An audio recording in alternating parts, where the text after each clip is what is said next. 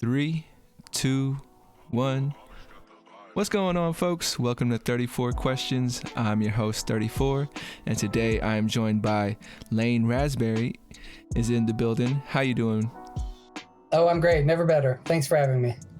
Thank you for stopping by. Thank you for making time to come on and share your story. Definitely appreciate it, man. I appreciate what you're doing, interviewing so many people.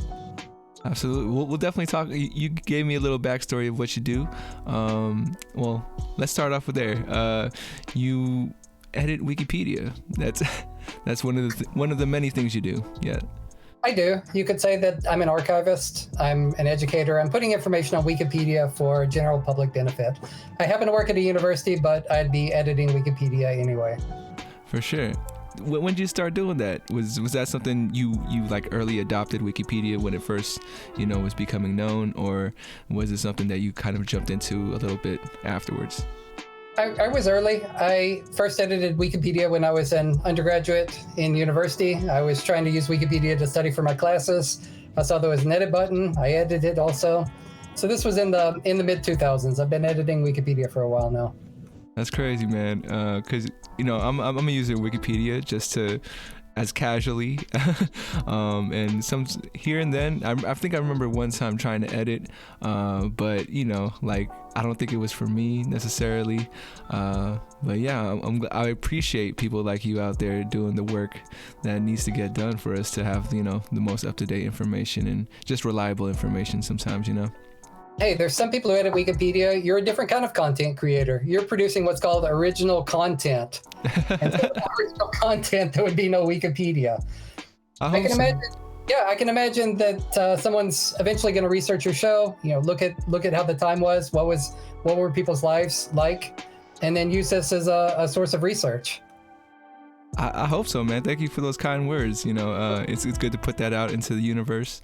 Definitely appreciate you helping me manifest something like that happening.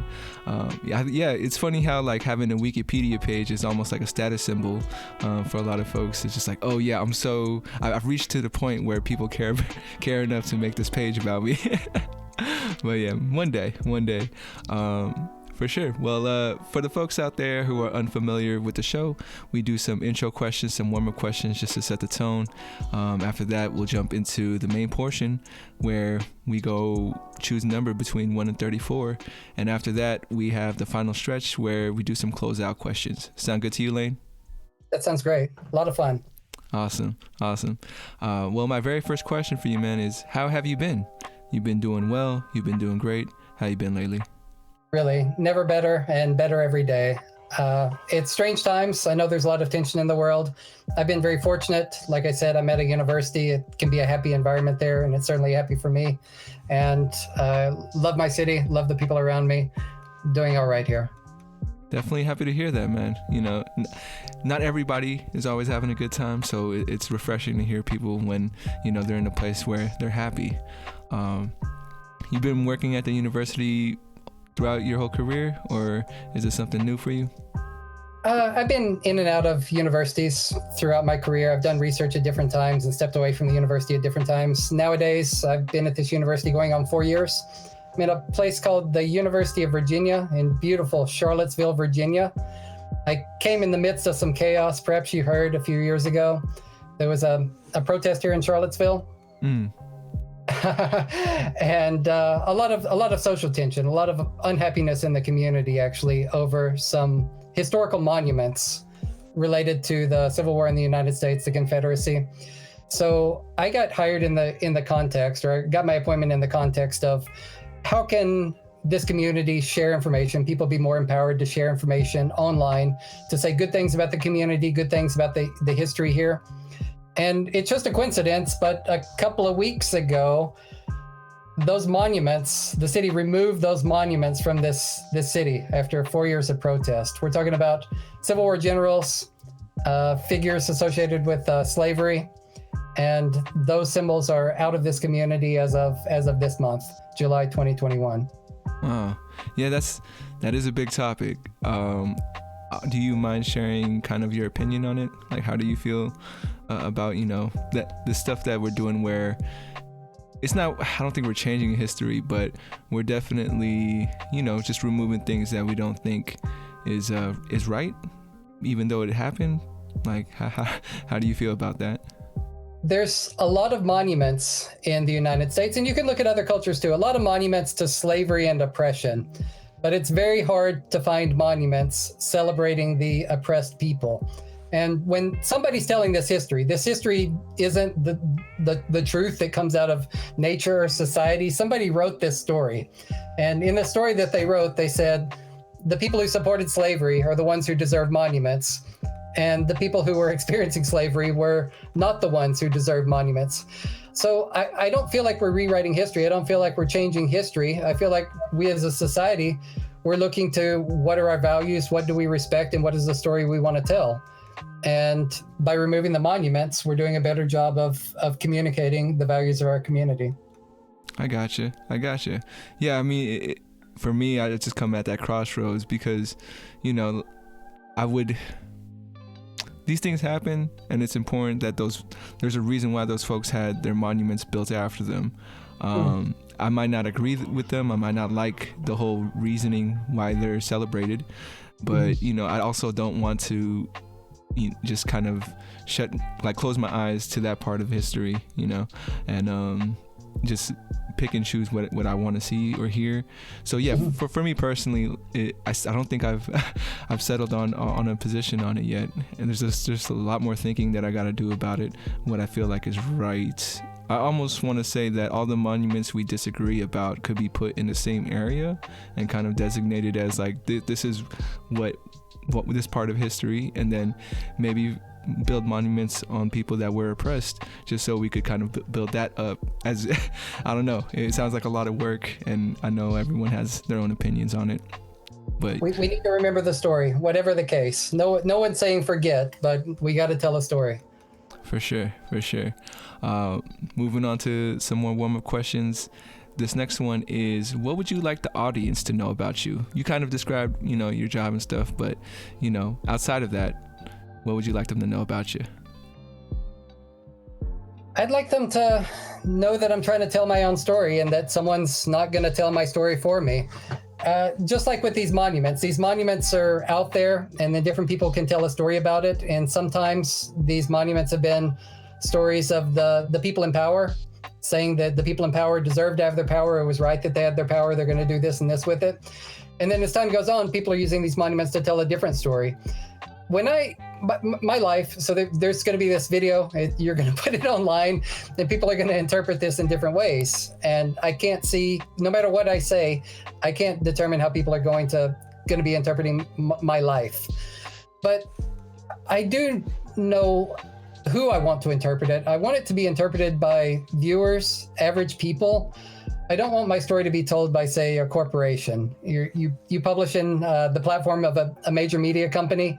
No one can escape big media these days, and they're telling a certain story about things. And I feel like the power of these media platforms, the big people who are making the media, it should be the public, citizens, individuals talking to other individuals, and not, say, corporations telling people what to think. So I don't care what people say about me. I just want it to be a discourse, and I just don't want to be a corporate product. For sure. Well, I can guarantee that for you on this show. There's definitely no corporate sponsorships. But yeah, so talking about the media, I'm a big consumer of media. Not in the sense of the news cycle, but I just like stories. So anything that gets put on as a TV show or movie, I'm gonna check it out. Do you think that there's like, how much of those stories are being controlled? Like, I like to think that they're original. There's purpose, there's heart behind it, versus, a corporation saying, oh, we're going to make a lot of money off this story, So yeah, do you think there's still some heart in media, or is it just, for the dollar signs, I'll tell you that it's getting more and more corporatized. I'll just tell the Charlottesville story again. So when this went to the news, there were these protests about the monuments, and every major TV network and news organization came to this little town of 40,000 people. So there was national news, and even international journalists came here to tell the story.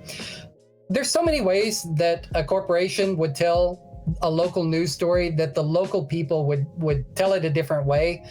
And there's so much complexity that's lost in it. I'll tell something that's very obvious and non-controversial. From the perspective of local people here, there were multiple monuments that were controversial. Several statues, city parks that were named after people associated with slavery. But when the national and international media came here, in all their stories, they said there was only one statue that was controversial.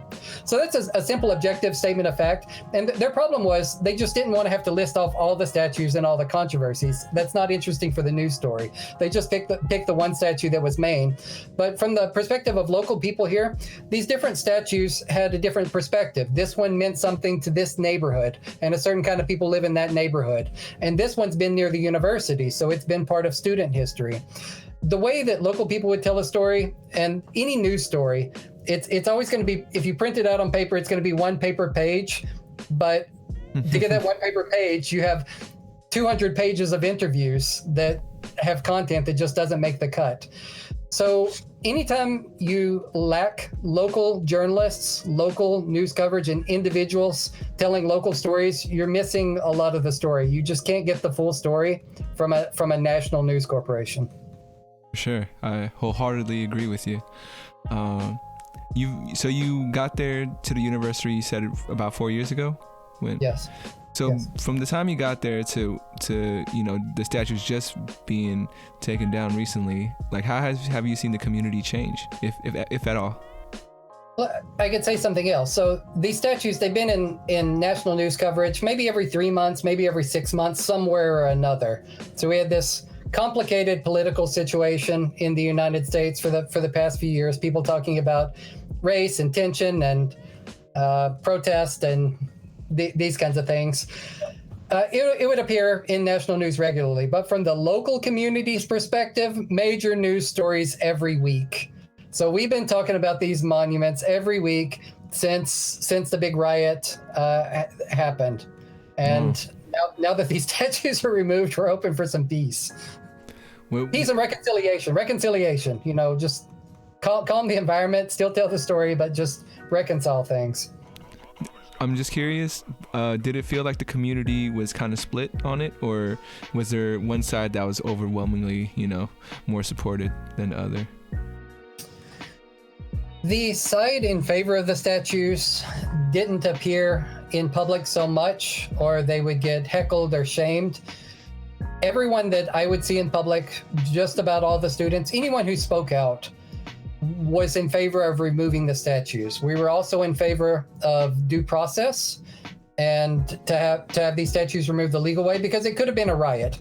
People could have just rioted and destroyed the statues, and nobody wanted that kind of violence in the community. We wanted things to go through a process with community discussion for everybody to have their say and everybody to have an opportunity to speak and think about things. But when the statues were gone, many people felt, okay, we've come to consensus. This is what's right for our community. And now the statues are taken away, and it's a relief. I do feel bad that it could happen. Somebody's got a legitimate view for keeping these statues, keeping these monuments, and then they're scared to speak out in public. And definitely, I think that can happen to the environment. And that's not what anyone wants. We want a civil, friendly discourse, and for everybody to put every idea on the table so that it can get fair consideration. I wish that it was as balanced as you imagined, that there could always be a debate. When somebody's advocating for one thing, that there'd be another group of people to intelligently and peacefully give the counterpoint. But in the case of Charlottesville, especially the riot injured people, the riot killed someone, there was an outpouring of support for removing the statues in that context. I gotcha. Yeah, I mean, I think that's what we're all hoping for or working towards, is just being able to have opposing views, have that peaceful discourse. But Yeah, I don't know. I feel like the biggest challenge is that so much emotion gets wrapped up sometimes that, you know, I think as people, we already have a problem with being patient. So wanting to see change or wanting to see, you know, the action we've been talking about, waiting it through it always feels like, you know, can push some people to do some drastic things. So I'm glad to hear Charlottesville was able to keep the peace and, you know, not go over the tipping point. But all right, let's move on to the vibe check. You are the second person to ever do this part. Let me know if the phrasing is a little fuzzy on your end, but I'll talk it out with you as well. There's 4 little scales out here, and they're just different views people can take. And the first one is being open-minded or closed-minded. For yourself, do you feel like you're more open or more closed? I wish I was as open-minded as could be. I'll just say that I'm at least halfway and trying to be more open, doing my best. For sure. What do you think is the last thing that you had to, you know, you proactively kept your mind open about? Gosh, I'm at a university. There's people from every country and every culture here. People from all kinds of backgrounds. Everybody wants to participate in things. Sometimes when you're having discussions about what kind of programs is the university going to have, who do we prioritize, who gets benefits from the programs and who doesn't. So you always have to make hard decisions where some people have access to resources and some people don't. And it's always hard to hear about a minority, some group saying, you know, we'd like to organize, we'd like to do things, we've never had a chance. Can you give us a chance with some money to try some that kind of new project? And you got to make a hard decision. You know, how many of these bets do you make where you give some group the resources, and when do you make the tough decisions to say, you know, this isn't your year and maybe your year is not going to be for a few years. Hard things to make. I'll tell you a typical university situation. Do you want to hire the person who is a researcher and they have a lot of credentials and they work with the military and they can bring in a lot of money, and they work with corporations, they can bring in money from there too, and they have just all these credentials and they've been very successful and financed in their career, but you also don't like their ethics? And you imagine if you bring in this person with the money, maybe they're going to do some questionable things, but then you can use that money to hire the good people that you want to do the activism. All right. Alternatively, you can just go out and hire the activist. This person doesn't get the corporate sponsorship. They don't get the military contracts. You know, you can trust them. They're going to do the right thing, but they're also not going to bring in money to hire more people like them, or at least that's certainly not guaranteed. How do you make that kind of decision? And this comes up over and over again in the university. That's a tough decision that I've had to make several times recently. I feel for you. I don't know how you do it. I don't think I could. And yeah, I mean, you know, I believe that you made the right decision, you know, for yourself and for the people that you work with. I don't doubt that. Yeah, I just know that those are hard decisions to make. That's why you make them and I don't. I think. But I'll tell you the secret. So not everyone can do this, but just always vote for the activist. I got you. That's what's up, man. I know you probably had a lot of opposing voices, you know, trying to make you choose the other side. But I think it's important that you made those decisions, because if anything, you know, even if the activists may not be able to bring in the money, it gets the ball rolling, you know, like it's that energy and that type of person could just continue to grow it without the money, and it's more organic, so it could be stronger, you know. So yeah, well, I know it's early, so, you know, down the line, you'll probably see the fruits of your choices, you know, come up. And I hope you get that chance one day. The second scale is, are you more of a deep thinker, or do you like to stay on the surface of things? Surface. I'm a pretty shallow person. So I'm at a point in my career, in my activities, where I'm trying to support other people in making decisions. I'm not thinking so deeply in making these decisions myself. I do administration, I do grant writing and seek funding and these kinds of things. I care about Wikipedia. So I want people, it's not about Wikipedia, it's about sharing information. And I don't make decisions about what kind of information people share. I just want them writing, I want them producing photos, I want them educating, and I want them sharing this stuff free online with other people. I don't make a lot of decisions about what information they share. I do check to see things like, if I'm supporting someone, are they collaborating with the community or are they acting alone? And I prefer people who collaborate, try to seek consensus. But if some community wants to share some kind of information and it's not my thing, I don't get into that. You know, I just want to support other people, and I don't think very hard. I'm pretty shallow about this stuff, just trying to do administration. I got you. You know, I'm an optimist and I like to see the bright side of things. So I think within you still got that deepness, because there's the reason why you're doing this, which I think is important work. You know, there's a deeper side to it for sure. I think, but yeah, that well, thank you for sharing your point of view on that. I had a question about, yes. So the work that you're doing, I feel like every year I see something about net neutrality. Yes. Yeah. Yes. Can you drop some knowledge on me about that? Like, how does that affect the work that you do? Or, yeah. Net neutrality is the idea that the internet is a place where everybody, individuals can publish whatever information they want, and that other individuals have a fair chance of finding that. So things that would oppose net neutrality is supposing it were free to access some websites, but say if you weren't affiliated with a corporation, if you weren't in, say, Google's walled garden or Facebook's walled garden, some big company's walled garden, then maybe it would cost money for people to access your content. I know that right now you're publishing on YouTube, and you would expect that if somebody's searching, putting in some keywords and searching for some terms, that your show could come up, people could find your show, even if they've never heard of it. And maybe it's not possible to say that here's someone who's invested the gold amount of money, so they're going to show up always high on results. And then there's a silver tier, and then there's a community tier of people who don't have a corporate affiliation. And so there's barriers to getting their kinds of things. So that's net neutrality is everyone having a free chance to access all this information online, both to publish and access to reading this kind of content.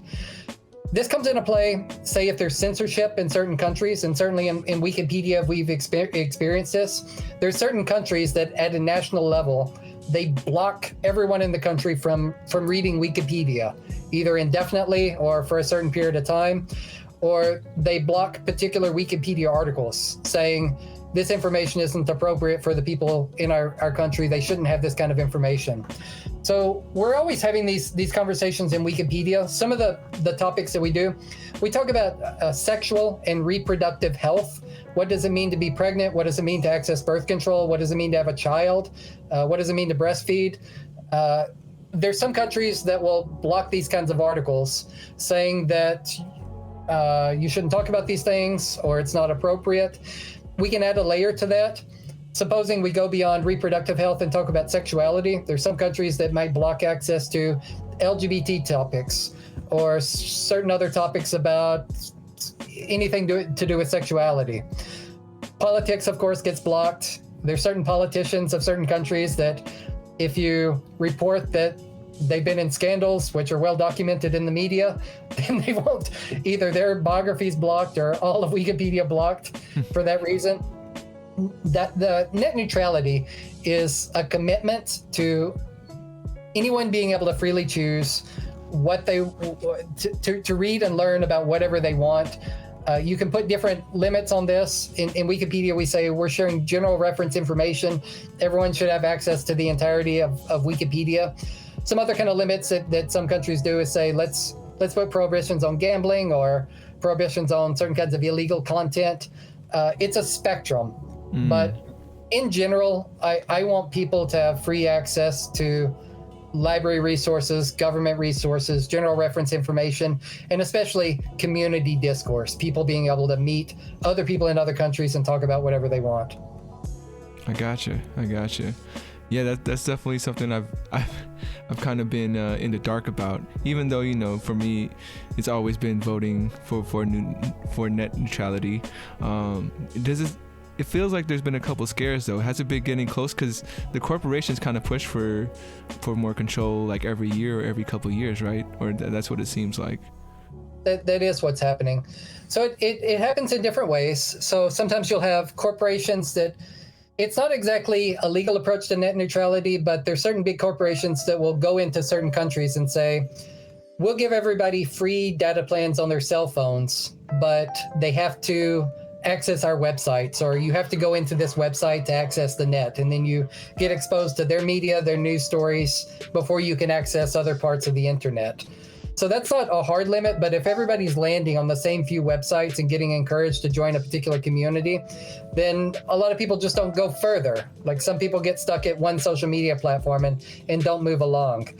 Other kinds of barriers are maybe to what extent can you migrate other content into your language? So some countries, they can publish whatever they want, but there's different kinds of government controls where they don't encourage people of their country to talk to people in other countries.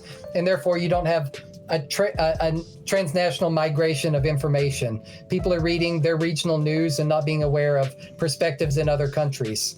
Those are kind of soft threats to internet freedom. There's harder threats also. And I would say that where corporate interests and government propaganda get mixed up, it happens in every country. It happens in the United States too. The United States has a fake news problem, but something that we have, like you're running a YouTube show, you're getting to talk with whoever you want. You don't have a government broadcast license. You're not registered in any particular way to run your different shows. And not everyone in every country is fortunate to be able to do this, either because you need government permission or because you don't have access to inexpensive government subsidized broadband like we do in the United States, or whatever the case may be. Yeah. Wow. You definitely made me more appreciative of my situation right now and where I'm at. I know I'm from the Bay Area in California, and you know, I feel like we always kind of talk smack about what's happening in America. Like you just gave me a reason why I should appreciate it more, that I'm here in this great country of ours. You know, absolutely, a lot of reasons to have gratitude. For sure. Kind of goes into this next scale, which is, are you more of a, you know, like a Mr. Brightside kind of person, or are you more realistic, should I say? No. Gotta stay positive. Individuals can make a difference. And if you put yourself out there, you try to make your difference in your own way, we're able to contribute to something bigger than ourselves, especially in this age of internet. You can post on the internet, you can speak on the internet, and this is permanently publicly recorded. I'm not saying that people need to engage in media in this way. You can also just be nice to the other people in your community, and that makes a better world as well. But if you keep a good attitude and you try to make other people happy, it affects everyone in the world. We're in this together. Nice. And you segued perfectly into this last one, which is, do you think we are all one, or are we individuals? We're all on this spaceship together. We're on this Earth flying through space, and what happens to one of us, it's gonna happen to all of us, good or bad. So we gotta eliminate problems. We gotta eliminate suffering from this world and give everybody a better life. I gotcha. Just kind of curious, what do you think of what's out there, you know, outside of our planet? Any theories that you have of, you know, life outside of Earth? There may be life far away from here, but Earth is still our number one target for space exploration. Should be planet Earth itself. Some people talk about going to Mars, talking about terraforming Mars. How about we terraform the Earth? If we're gonna keep something with lush greenery and healthy plant and animal life and happy humans, it should be the Earth first. I'm in favor of science advancement. I'm not in favor of space exploration for tourism or fun or for the enjoyment of billionaires. I gotcha. You know, because there's so much poverty and suffering in this world, and our number one priority should be taking care of that. If there were alien life out there, gosh, I'd want to send them an encyclopedia of everything we know about Earth and exchange cultures, and I would ask them for theirs. That'd be my first question to aliens. Please, like, give us the record of your culture. Let's exchange notes. I gotcha. You know, sometimes I wonder, you know, there's a lot of theories out there, but I wonder, what if the aliens know a lot more about us than we know about ourselves? You know, and we like, they might have studied us a long time ago. Who knows? Well, let's not jump into that rabbit hole. Let's move on to the questions. You said you wanted to choose some numbers and spin some. Where would you like to start? I don't know what I'm doing. Lucky number 7. This is how it goes. I pick a number. Yeah, lucky number 7. Would you like to go easy, medium, or hard? Let me ask you that. Let's start easy, then we'll go medium, and then we'll go hard. I got you. Let's do some easy ones first. Well, the first one, 7 easy, is what change would you like to see in the world? Oh gosh. Net neutrality, I suppose. That's the field that I work in. I want everybody to have access to free information to inform their decisions and make their lives better. I also want everyone to have a voice to talk about whatever issue concerns them in their community. Whether that means if they see an injustice or a problem in their community, they make a YouTube video or make a post. I want everybody to feel heard and be represented in government and shared decision making. And I think the internet's a big part of the way to do that. I guess one specific change, I'd like all of Wikipedia translated into every language in the world. Because right now there's a serious imbalance and injustice where English language speakers have better access to media. And people in lower and middle income countries who speak other languages, they don't have this kind of access. Translating Wikipedia would be relatively inexpensive as compared to other things you can do for international development. And we got to do this sooner or later. And I think the time is now to make sure that everybody has free, easy to access online resources for any topic that they might want to search for. Or for someone who wanted to translate, would they have to, like, you know, type it out or put in their own words, or could it be, you know, we copy and paste it into a translator, you know? Yeah. Is it as easy as that, or do we really need, like, you know, a real translator out there? This is a thing that Wikipedia community members do. So Wikipedia, it's a volunteer community organization. We're collectively writing this stuff. We also collectively translate this stuff. Wikipedia, it's pretty well developed in about 300 languages. And there's a few thousand languages total. I don't know how many we're actually going to translate everything into. A lot of these people who are doing this, so I develop medical articles and try to make them understandable for a general audience. I work with teenagers in other countries. These are high school kids, and they do the best they can, and I try to arrange for expert review of their translations. But you can be a teenager in some of these countries, and if you know English and you know your local language, you do the translation and suddenly you're it on the internet. If someone's searching for that disease or drug or medical condition, they're going to find your stuff. Teenagers have never been so powerful in human history as to be able to sit at home in their bedrooms and become the leading medical authority for their country. That is pretty bananas that you said you work with teenagers doing this, and there's a lot of teenagers editing Wikipedia. Wow. Yeah, I think that's important. Like, that's crazy how they're doing it for their countries, and, you know, how they value information. Yeah, definitely not the American way sometimes. But yeah, wow. And do you think, so you had talked about net neutrality. Do you think there's always going to be opposition? Like, I'm going to see that notification every year of, like, you know, make sure to vote, make sure to fight against this, or at some point our corporation is just going to fold and say, you know what, fine, you guys can have the internet. We had this crazy experiment in the United States and Europe of establishing the internet. So the web didn't come about until the 90s. The internet's one thing, that's email and the web and apps and and all these applications. The web where you browse around and look for information, that's relatively new. And the idea was that anyone can publish anything.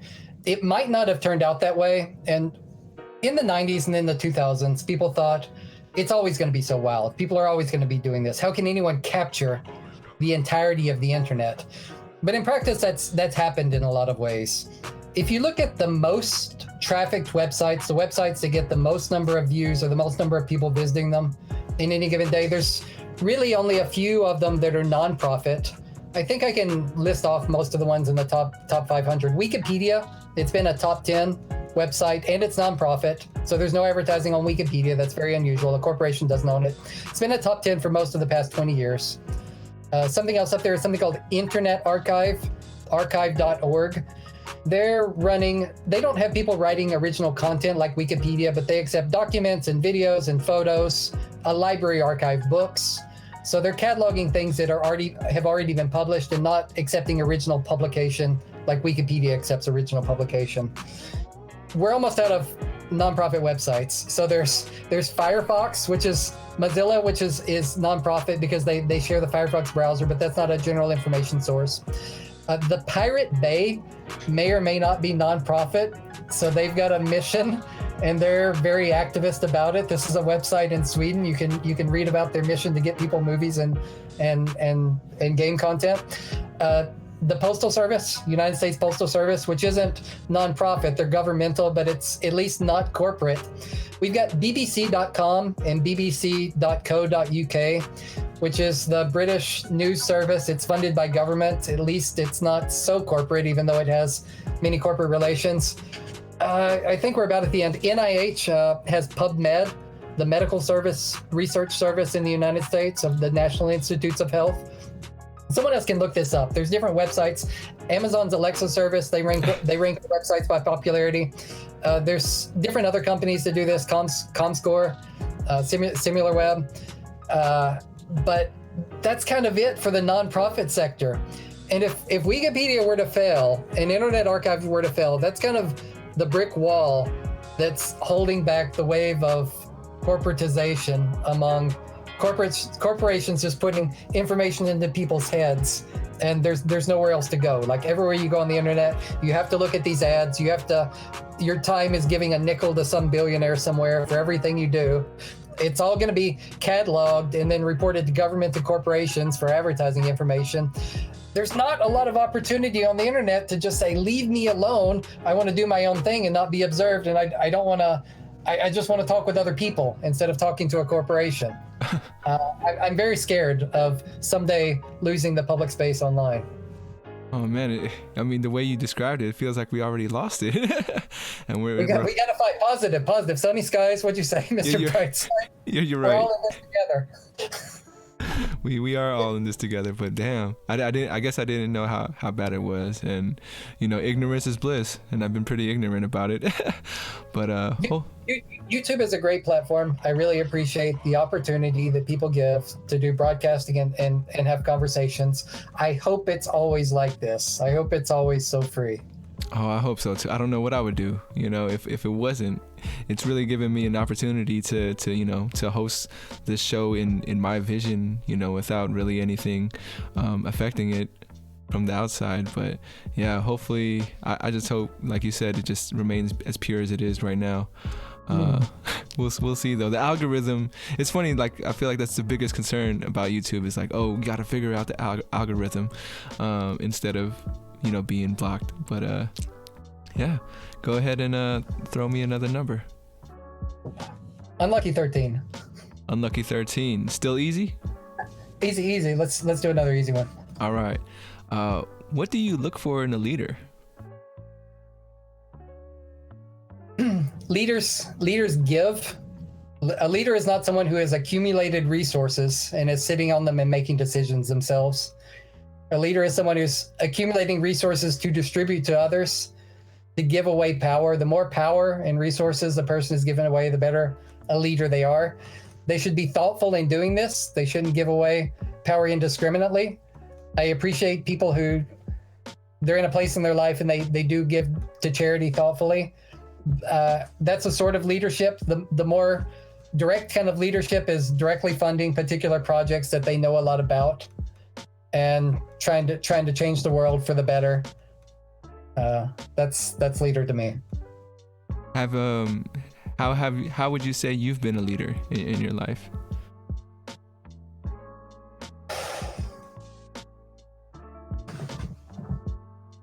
Well, I work in academia, which means I'm not making as much money as I could be making if I were somewhere else. Definitely, if I was in the corporate sector, I'd have a lot more power and be able to practice this kind of leadership more. Of course, in the corporate sector, I'd have a lot more constraints on the decisions I could make. I'd, have to use my money to hire awful people to do awful things.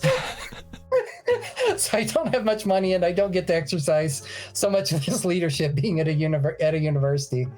I'd like to think that if I had money, I'd hire the right people to do the right things.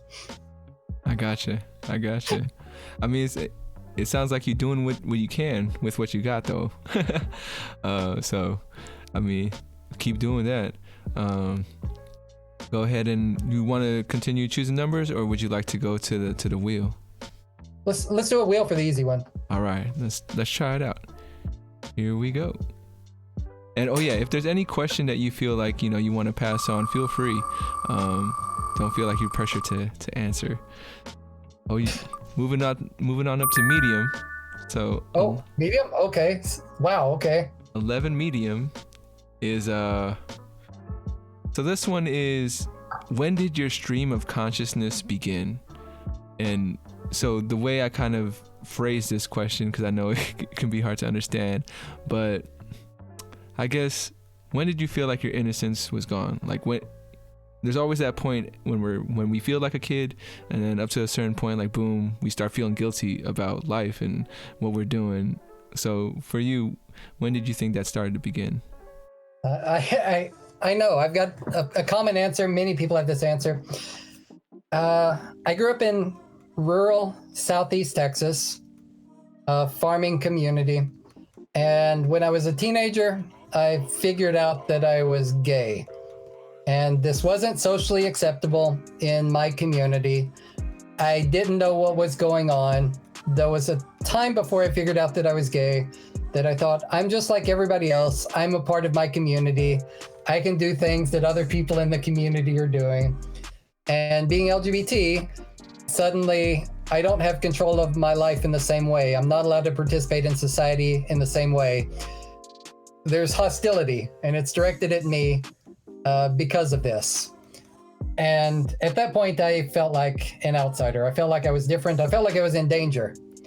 And this is something that happens. It used to happen more to LGBT people in the United States. Things are changing very quickly, in a big part because of the internet. It used to be possible that when someone was LGBT, the people in their community would say, you're the only person in the whole world that's LGBT. And there was no evidence to the contrary. Of course, now you can go on the internet and find out, actually, there's LGBT people in different places. You get lots of information about this. And there's still countries where people don't have good access to internet. LGBT people have a hard time, like people used to have a hard time in the United States. But when that happened, I felt like I grew up really quick because the world was no longer safe and there was not as much place for me in my community. And thank you for opening up. When you were at that age, did you find a place that you felt, more comfortable with being yourself, or was it just really hard to even find a place like that at that time? I moved from rural Southeast Texas to Seattle, which is a couple thousand kilometers, 1,000 miles away. I didn't know anybody there. I just picked a big city that was as far away as possible, and I moved to it. So that was another privilege that I have being in the United States, because in the United States, you can go from San Francisco to Seattle to New York to Florida to Texas. Everybody's speaking English. I happen to have a rural accent. I don't have it anymore. When I got to Seattle, people knew I had an accent, but I got rid of it. It's not like if I was in a country in Central Asia and moved 1,000 miles away, they'd be speaking a different culture, a different language. It'd be a different culture, different food, different religion, different everything. A person can go wherever they want in the United States, and they're still going to be recognized as an American, someone in the United States. So I had the privilege to be able to go to another city and start over, do a different thing in a place where I found other LGBT people. I gotcha. Yeah, thank you for sharing your journey. Would you like to give another spin or choose another number? Let's do a spin. Do a spin? All right. Yep. Just before we do that, just want to give you a heads up. We have about 10-15 minutes left in the interview. It's been breezing by. I hope you've been enjoying it. I've been enjoying it as well. It's fun. All right, here we go. Oof, going for a hard this time. Okay. 5 hard. And then, you were talking about, growing up. This one is, have you ever been bullied? Oh God, yes. I was bullied in high school. It was pretty rough. Do you mind talking about it, or? Yeah, being perceived as being LGBT. So the situation was, nowadays kids in the United States, they just wouldn't understand. It's not possible for someone to be unaware. So I was a teenager in the 90s, for context.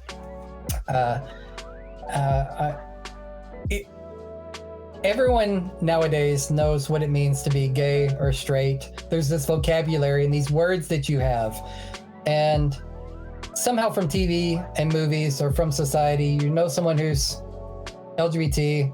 It's not a completely foreign concept.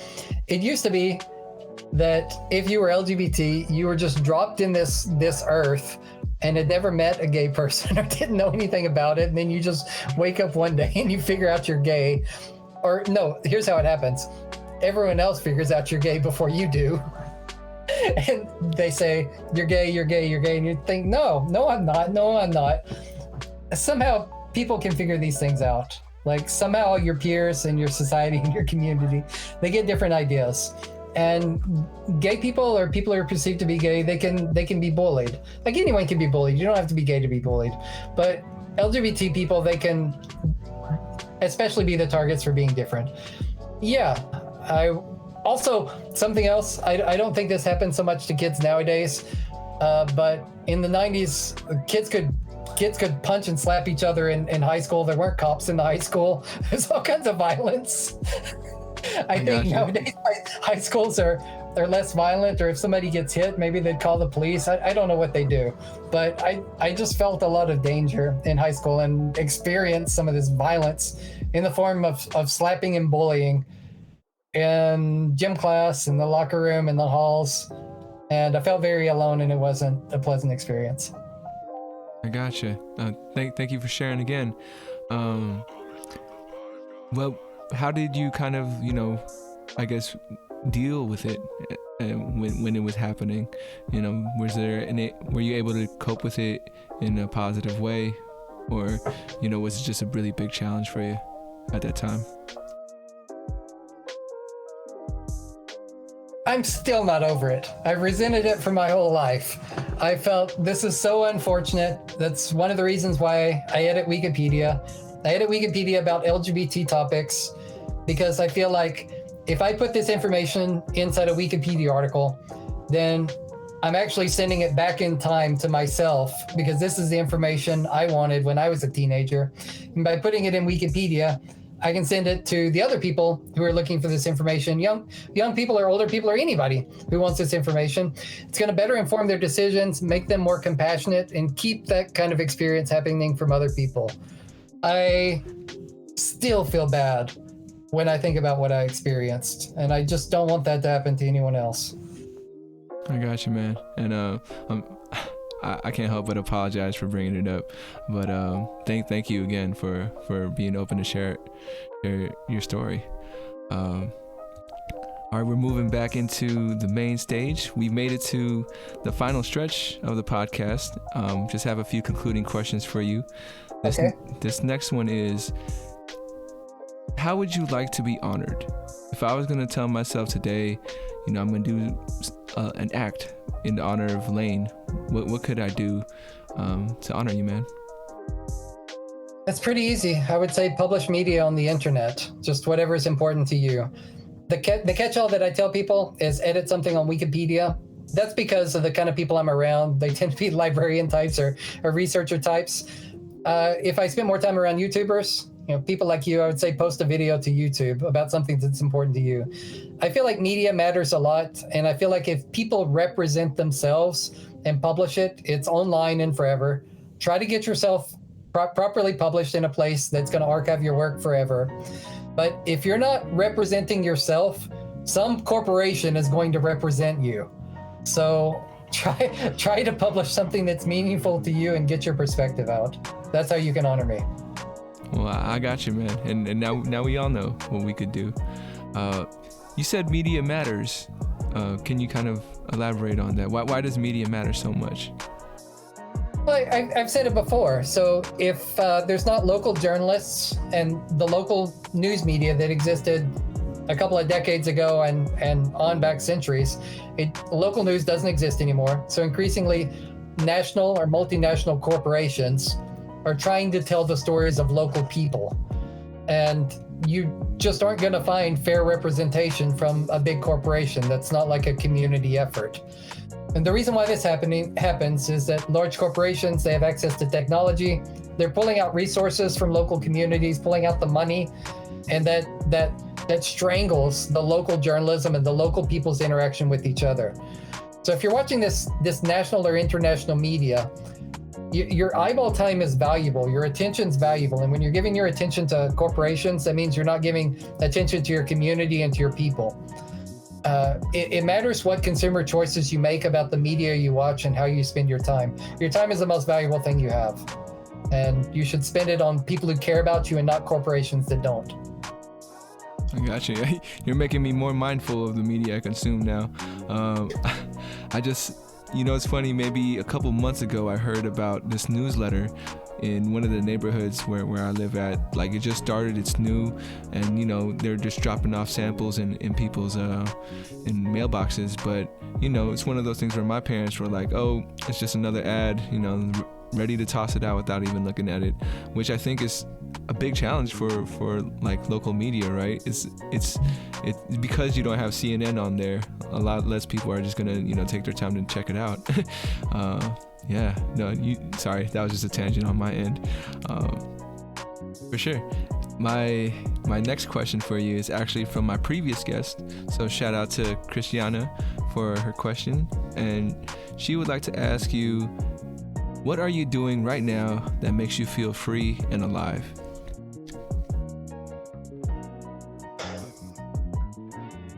I go for right now. Well, today, I make sure that I go exercise every day.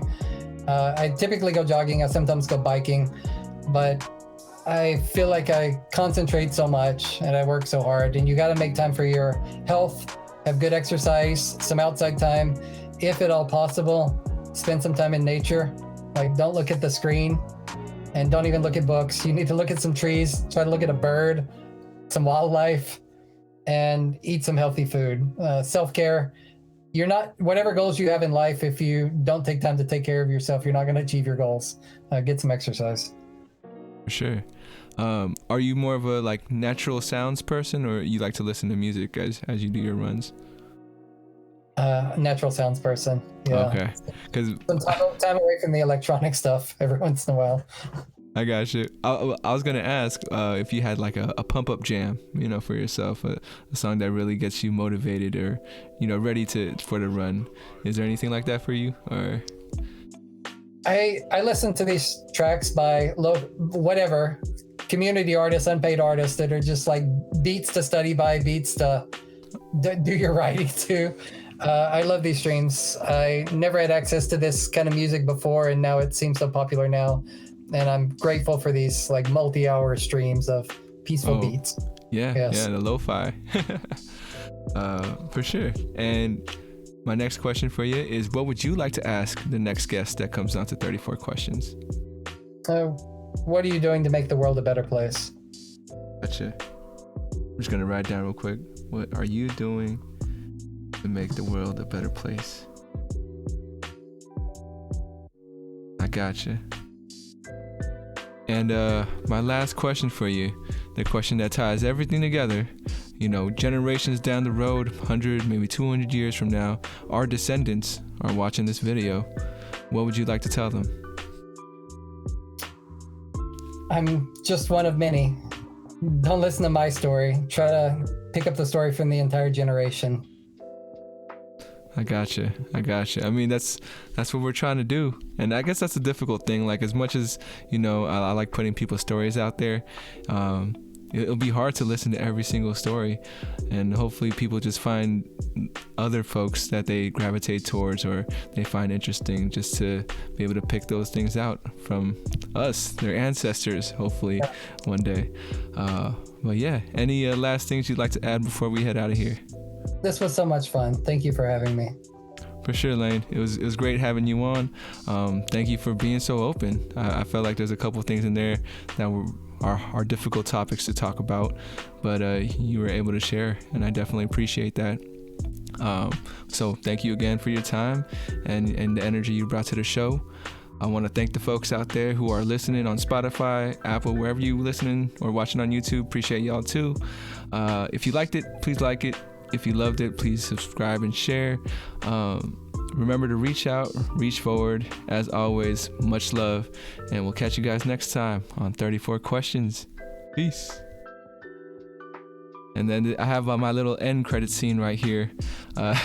Just wanted to ask, how did that feel? Well, how was the experience of doing the interview for you?